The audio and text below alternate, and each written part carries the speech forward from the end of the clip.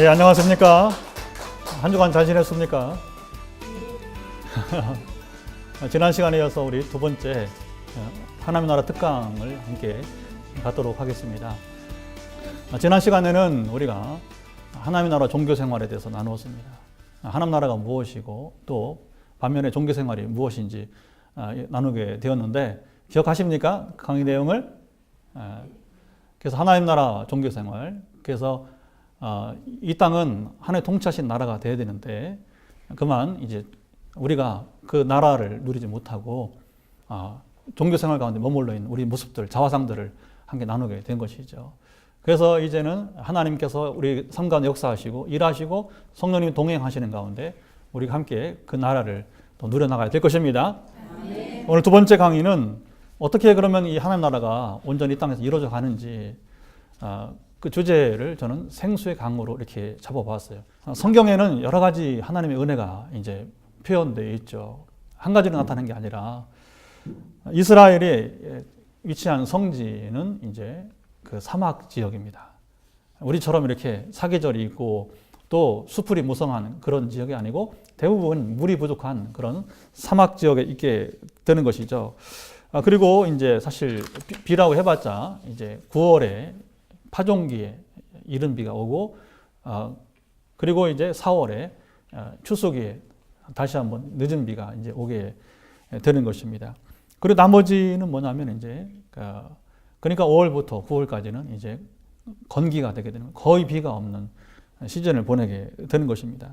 그래서 하나님의 은혜가 성경에는 물로써 표현되는 경우가 많이 있어요. 가령 호세아 14장 5절에 보게 되면 하나님의 은혜를 이슬이라고 이제 말합니다. 내가 이스라엘에게 이슬과 같으리니. 뭐 같다고 했어요?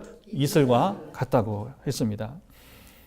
성지에서 말씀드린 것처럼 5월부터 9월까지는 비가 거의 내리지 않는데 어떻게 거기서 이제 생물이 살아갈 수 있을까요? 그것은 새벽에 조용히 내리는 그 이슬을 머금고 식물들이 이제 자란다고 하는 것이죠. 제가 성지순례를 가보니까 유대 광야를 지나가면 말이 광야이죠. 사막이면 사막. 그런데 버스를 타다가 보니까 그 길가에 이렇게 양떼가 이렇게 궁둥이를 이렇게 쭉 이쪽 바깥으로 대고서 쭉 나란히 서 있는 거예요. 저기 무슨 풀이 있는가 싶어서 궁금해 했는데 가이드 말이 뭐냐면 이제 눈에 보이지 않지만 저 광야에 들어가면 아주 작은 그 풀들이 바로 새벽 이슬을 머금고서 이제 자란다고 하는 거죠.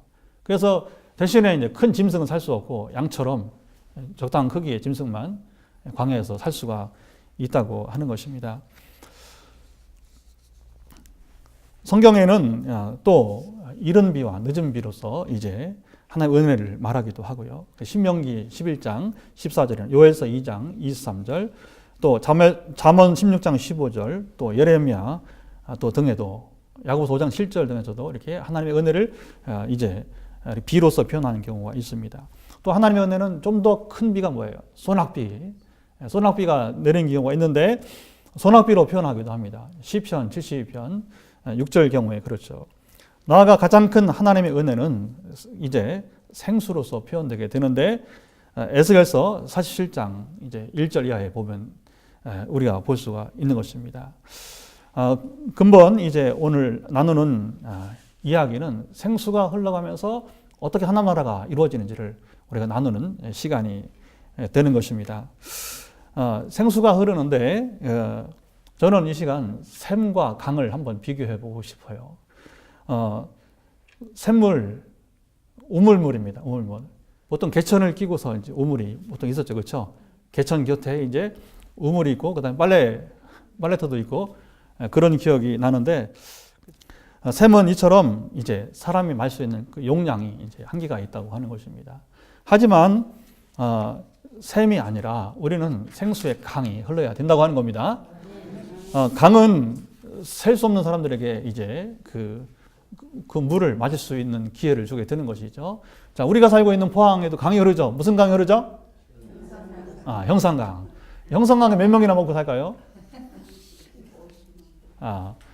포항이 한 50여만 명, 경주가 또 20-30만 되니까 또 영천 또 이렇게 해서 하면 대략 한 100만 명 정도가, 동해안에 100만 명 정도가 형산강을 중심으로 해서 이제 살고 있다 볼 수 있게 되는 것이죠. 작은 강처럼 보이지만 여기에 강은 이처럼 또 100만 정도의 식수를 제공하고 또 여기 포스코나 또 많은 공장들이 있는데 그 공업 용수를 또 제공하기도 하게 되는 거죠. 자, 길게 제가 이 얘기를 하는 것은 뭐냐? 강은 샘과 달리 이제 큰 생명력의 근원이 된다고 하는 것입니다. 바라기는 우리의 신앙생활에서 이 우물이 아니라 샘이 아니라 강처럼 하나님의 은혜가 그 생수가 흘러가기를 축복합니다. 그러면 이제 놀라운 일이 일어나게 되는 것이죠. 우리 성경을 잠깐 봤으면 좋겠는데 에스겔 47장 1절 2절만 먼저 보도록 하겠습니다. 에스겔이 환상을 보는 이야기인데 어떤 아름다운 환상이 있는지 한번 보도록 하겠습니다. 에스겔 47장 1절과 2절을 큰 소리로 같이 읽겠습니다. 그가 나를 데리고 성전 문에 이르시니 성전의 앞면이 동쪽을 향하였는데 그 문지방 밑에서 물이 나와 동쪽으로 흐르다가 성전 오른쪽 제단 남쪽으로 흘러내리더라. 그가 또 나를 데리고 북문으로 나가서 바깥길로 꺾여 동쪽을 향한 바깥문에 이르시기로 본즉 물이 그 오른쪽에서 스며 나오더라. 이것은 유명한 에스겔의 거룩한 물 환상이라고 부릅니다. 무슨 환상이요? 거룩한 물 환상이라. 근데 이 물이 어디서 시작이 되냐면 성전 문지방에서 시작이 되고 있다고 하는 거죠. 이것은 뭘 의미하냐면 바로 하나님의 생수, 은혜의 생수는 성전의 강단에서부터 흘러나온다는 것입니다. 요즘 우리가 평신도들이 큐티 잘하죠, 그렇죠? 우리 교도 셀라이프라고 하는 큐티를 하는데 이 큐티를 통해서 개인적으로 이렇게 성경을 읽고 기도하면서 하나의 은혜를 이렇게 생수를 받게 되는 것이죠. 그러나 역시 가장 큰 은혜의 생수는 주일날 우리 강단에서 흘러나오는 말씀을 통해서 생수를 공급받는 것이 아니겠습니까? 그래서 에스겔은 바로 이 생수가 성전의 문지방에서부터 이제 흘러나온다는 사실을 보여주는, 재미있는 것은 이 물이 흘러가면서 점점 깊이가 깊어진다고 하는 것입니다. 처음에는 어디까지 물이 올라왔어요? 발목에까지. 그 다음에는 무릎에, 세 번째는 허리까지, 마지막에는 헤어말물이라고 했어요. 헤어말물. 그러니까 이제 수영을 해야 건널 수 있는 큰 강이 되었다고 하는 거죠. 그리고 이제 그 강이 이제 흐르면서 강 좌우편에는 아주 셀 수 없는 많은 과일들이 이제 거기서 이제 맺게 되는 것이고, 그리고 그 이파리도 하나 버릴 것 없이 약초로 쓰이는, 그러니까 하나님의 생수가 흘러가는 곳마다 버릴 것 없이 다 귀하게 이제 쓰임받는 모습을 우리가 보게 되는 것입니다. 이처럼 생명수는 참으로 귀한 것입니다. 근데 예수님께서 놀랍게도 생수의 근원이시라 말씀을 하신 적이 있어요. 우리 요한복음 7장 한번 보겠습니다. 요한복음 7장 37절로 39절을 또 보도록 할게요. 성경을 펴시고 함께 우리 크게 읽어보도록 하겠습니다. 요한복음 7장 37절 39절. 명절 끝날 곧 큰 날에 예수께서 이쳐 이르시되 누구든지 목마르거든 내게로 와서 마시라. 나를 믿는 자는 성경의 이름과 같이 그 배에서 생수의 강이 흘러나오리라 하시니 이는 그를 믿는 자들이 받을 성령을 가리켜 말씀하신 것이라. 예수께서 아직 영광을 받지 않으셨으므로 성령이 아직 그들에게 계시지 아니하시더라. 아멘. 그렇습니다. 우리가 예수님을 믿으면 생수가 어디서 나온다고 했어요? 그 배에서. 배는 우리 배를 말하는 거예요. 우리가 물을 많이 마시면 목마르지 않죠, 그렇죠? 근데 물을 마시지 않으면, 자 보세요. 우리 배에 물이 채워지지 않으면 이제 우리가 목이 말라온다는 것입니다. 그러니까 우리 배에 물이 차 있으면 목마르지 않는 것인데, 바로 뭐냐? 우리 배에 있는 생수의 근원이 누구시라고요? 바로 예수님께서 생수의 근원이시라고 하는 것이죠. 우리는 인생을 살아가면 갈등, 갈망 가운데 살아갑니다. 우리 그 젊은 사람은 젊은 사람대로 갈등이 있고, 또 나이 든 사람은 나이 든 분대로 다 갈등, 갈망이 있죠. 근데 문제는 이제 이게 이제 스트레스가 되고, 현대인의 가장 큰 문제 가운데 하나가 삶의 스트레스를 어떻게 푸느냐 하는 것인데, 이게 골치 아픈 일이 되게 되는 것이죠. 그런데 예수님께서 말씀하시기를 뭐냐면, 생수의 근원 되시기 때문에 우리가 생수이신 그리스도를 마시기만 하면, 그리스도께서 우리 안에 거하시기만 하면 우리는 이 갈증, 갈망, 그 갈등을 다 우리가 이길 수 있다는 것입니다. 여러분 삶 속에서 생수의 근원이신 주님이 여러분 안에 거하시기 바랍니다. 그럼 여러분이 안고 있는 지금 모든 갈등, 갈망이 다 해소될 수 있기를 축복합니다. 이제 신앙생활을 해오면서 특히 장로교 목사로서 지나면서 참 말씀을 강조하는 그런 교단에서 제가 자라고 또 저도 말씀을 강조하면서 목회를 하고 있습니다.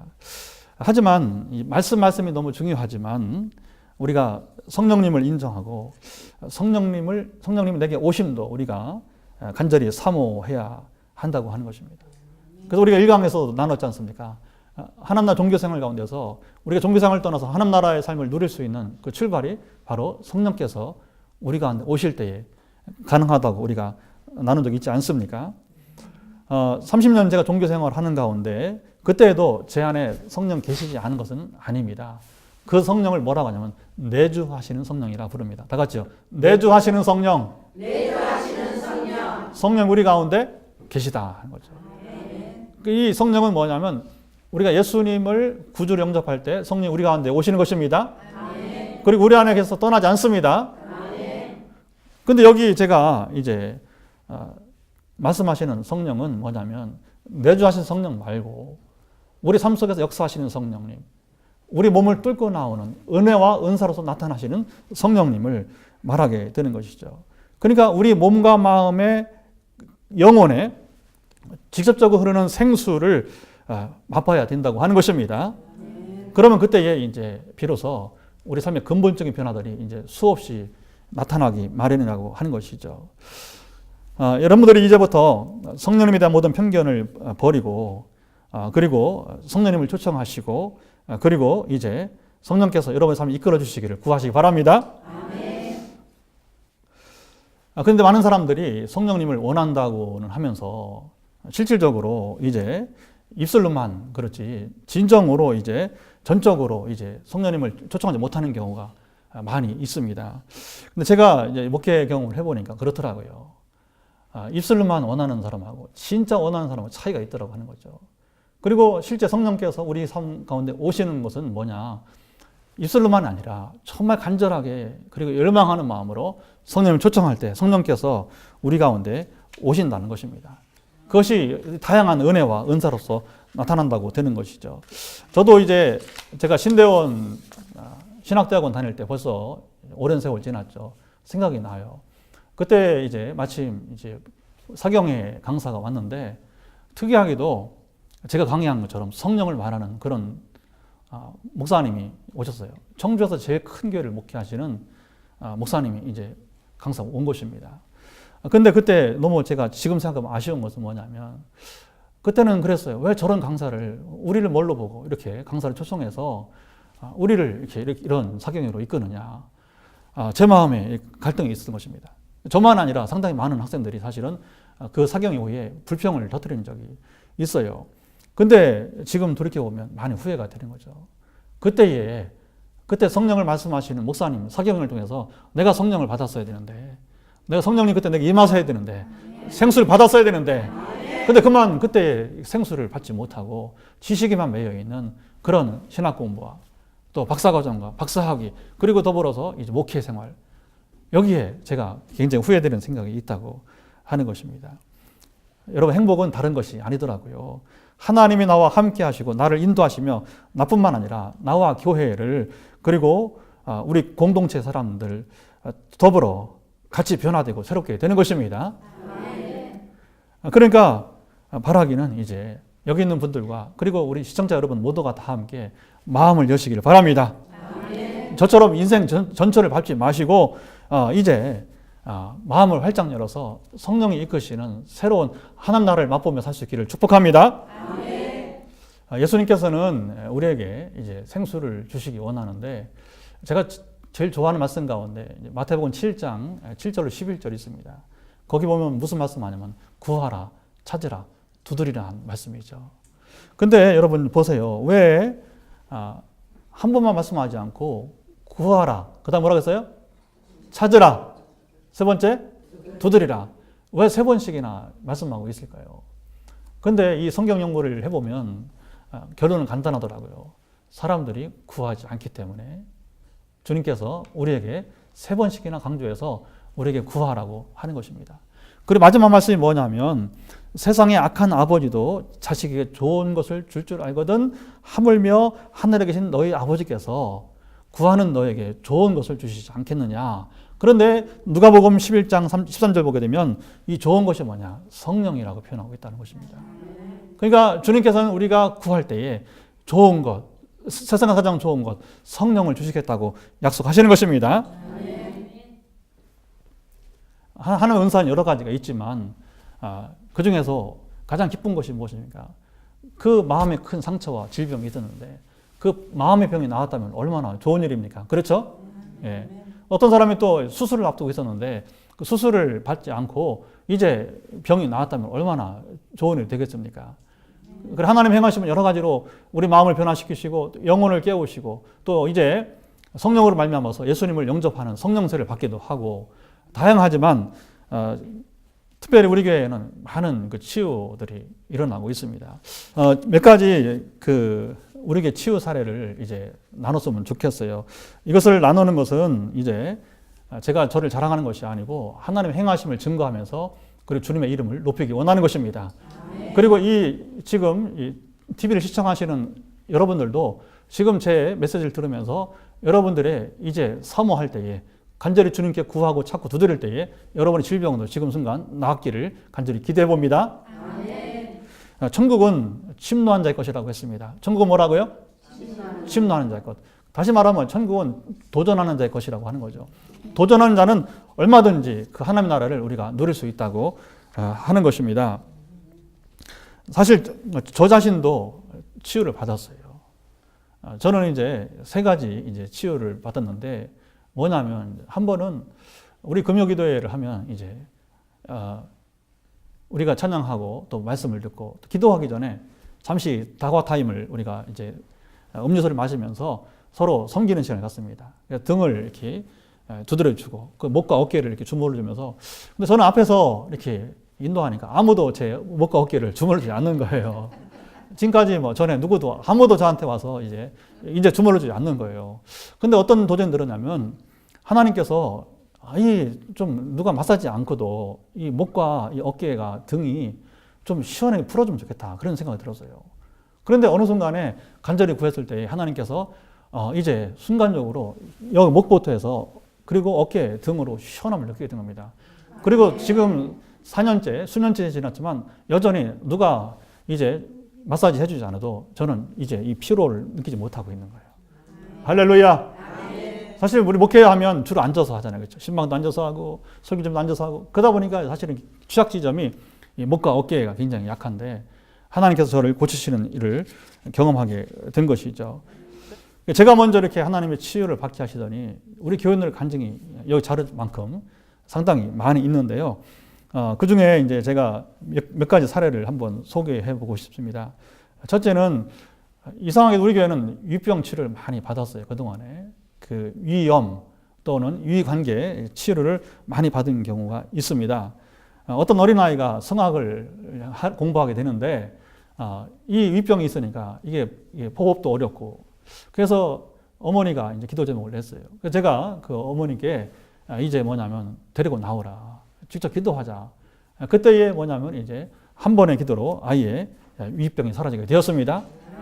지금까지 이제 전혀 문제 없이 성악을 지금 이제 준비하는 아이가 되었던 것이죠.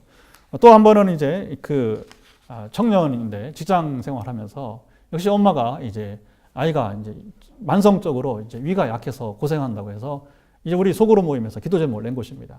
역시 저는 이제 그 말을 할 때마다 본인을 직접 데려오라고 해서 기도하게 되는데 역시 한 번의 기도로 이 청년이 이제 위병에서 나은 것을 보게 됩니다. 또 어떤 청년은 이제 휴가 중에 목 디스크가 났기도 하고 어떤 청년은 또 이제 비염이 치료되기도 하고 이런 이제 일들이 많이 있죠. 또 재미있는 것은 한 번은 우리 교인들이 함께 이제 야유회를 가는데 버스를 타고 가다가 한 권사님께서 허리 통증이 크게 온 것입니다. 그리고 이제 저는 다른 차에 탔었는데 이제 휴게소에서 쉬고 있는데 달려왔습니다. 목사님 저를 위해서 기도해 주세요. 왜 그러십니까? 했더니 허리가 너무 아프다는 겁니다. 그리고 사람들이 있으니까 버스 안에 올라가서 제가 기도를 해줬어요. 그런데 거짓말처럼 바로 허리에 통증이 사라졌다고 하는 것입니다. 할렐루야. 이런 이야기를 하다 보면 끝이 없이 되게 되는 것이죠. 하지만 가장 큰 이제 치유의 경험 가운데 하나는 바로 우울증과 불면증이 치유됐다고 하는 것입니다. 사실 이 우울증 불면증은 현대의학으로도 사실 많은 그 어려운 부분이 하나인데 하나님이 터치하시니까 마음의 우울증이 사라지고 그리고 이제 수주간 동안 연속적으로 복음 메시지를 나누면서 말씀을 나누고 그리고 기도할 때에 결국에는 불면증도 극복되는 모습을 보게 되었습니다. 할렐루야.